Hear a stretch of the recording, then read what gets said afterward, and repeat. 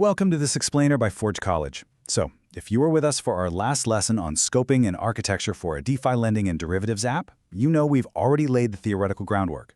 Today, we're picking up right where we left off to draft the actual engineering blueprint. We're finally moving from high-level architecture to the concrete code patterns that will make your lending and derivatives protocols absolutely sing and, most importantly, keep your users from accidentally draining their own wallets. Here is our schematic for today. We'll be looking at the integration problem, the three-layer architecture, account validation basics, the magic of idempotency, a real deposit flow, and we'll wrap up by prepping for the capstone. Section 1. The integration problem. Let's look at how we bridge the gap. We've got to start with the fundamental gap between a website UI and the blockchain itself. Imagine the network is lagging a bit, and an impatient user aggressively double-clicks the deposit button like it owes them money. If you have a bad architecture, your application just blindly processes both of those clicks, accidentally double-charging the user. That is a massive problem, and it's exactly what we need to engineer our way out of today. Section 2.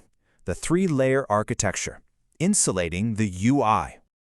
To prevent those catastrophic double charges, we organize our machine a lot like a car, insulating your crisp, clean user interface from the sheer on-chain chaos happening under the hood. So, looking at the spec sheet, the SDK surface is your friendly control panel. It's the steering wheel. Below that, the adapter is your complex internal gearbox handling all the heavy math, like deriving program-derived addresses, or PDAs. And finally, the transport layer is the drivetrain, grabbing your signed instructions and orchestrating the actual submission and retries to the Solana network. Strictly separating these concerns is an absolute lifesaver.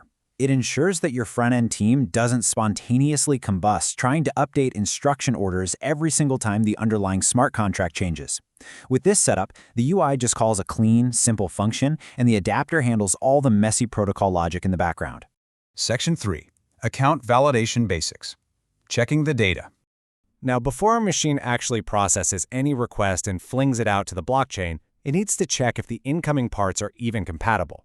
So we use this really clever three-tier validation model to catch errors early.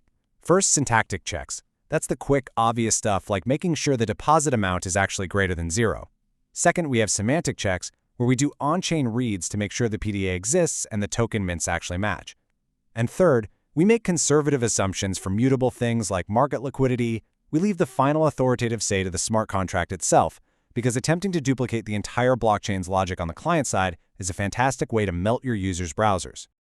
Catching these errors before they hit the transport layer will literally save you endless hours of debugging.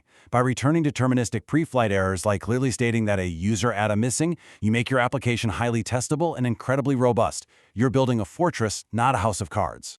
Section 4. The magic of idempotency. Ensuring safe transactions. Let's move to the most critical safety mechanism in our whole blueprint. It's a scary-sounding engineering term, but it has a beautifully simple job. Think of idempotency exactly like a unique code check ticket. When you hand in your code, you get a ticket. If you hand the attendant that same ticket 5 times, they don't give you 5 codes. They just point to the one code they already gave you. It guarantees that no matter how many times a frustrated user mashes that deposit button, the machine only deposits the funds exactly once.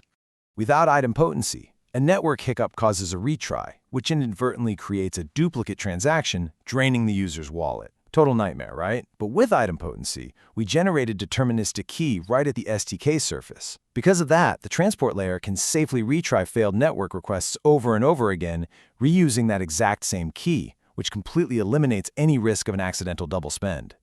Section 5. A real deposit flow. Tracing the steps. Okay, let's zoom out and watch our freshly designed machine in motion. Notice how the raw material, a user's simple click, moves sequentially through our assembly line. First, the UI calls the SDK. Then, the SDK normalizes the data. Next, the adapter derives all those PDAs and runs our three-tier validation. Then it assembles the instructions, baking in that absolutely crucial idempotency token. Only after all that does the transport layer take over to send and retry if needed. It's a perfectly orchestrated dance before it ever even touches the Solana network. And this right here brilliantly illustrates the end result. A clean, highly ergonomic TypeScript function that completely abstracts all that heavy lifting away from the UI developer. They just pass the connection, the wallet signer, the market ID, the token account, and the amount. All that complex PDA derivation and retry logic, it happens completely invisibly in the background. Section 6. Prepping for the capstone. Next steps. This robust SDK blueprint sets the absolute perfect foundation for the rest of our capstone module on building a DeFi lending and derivatives application. Next up, you're going to take this exact template and expand it. You'll build out the specific borrow and repay flows that power your app. You'll bring in the PDAs designs we scoped out in Lesson 1, write unit tests to verify your pre-flight validation, and seamlessly integrate this powerful SDK right into your capstone's user interface. So the crucial takeaway here is that a great protocol adapter doesn't just work on-chain. I mean, anybody can write code that eventually works. A truly great adapter provides an intuitive, reliable, and safe experience for the developers building on top of it. If the developer experience is flawless, trust me, the end-user experience is going to follow suit. Thank you so much for joining this explainer. We've gone all the way from the chaos of double-clicking users to a streamlined, completely idempotent SDK architecture. Now that you know exactly how to stop a UI from accidentally draining a user's wallet, what complex integrations will you simplify next? Be sure to explore forge.college for more Web3 resources to help you build bulletproof decentralized apps. Keep building, and I'll see you in the next one.